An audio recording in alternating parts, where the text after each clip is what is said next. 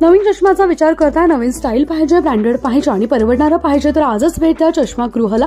येथे तुम्हाला मोफत डोळे तपासणी करून मिळेल।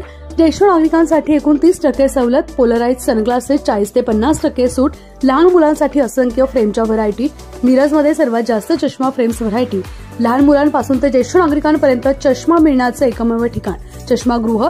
आजच भेट द्या। आमचा पत्ता 87 टॉवर, हिरा हॉटेल चौक, market road, Miraj. Mobile number 7030785757। हुतात्मा दिनी सांगली काँग्रेसचे महात्मा गांधींना अभिवादन।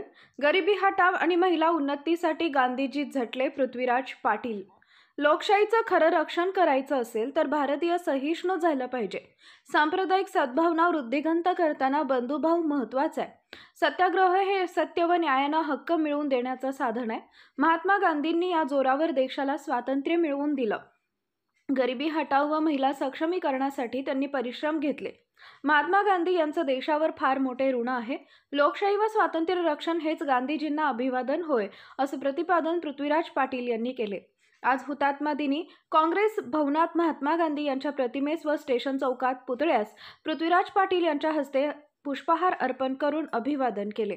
महात्मा गांधी पुण्यतिथी साजरी करण्यात आली।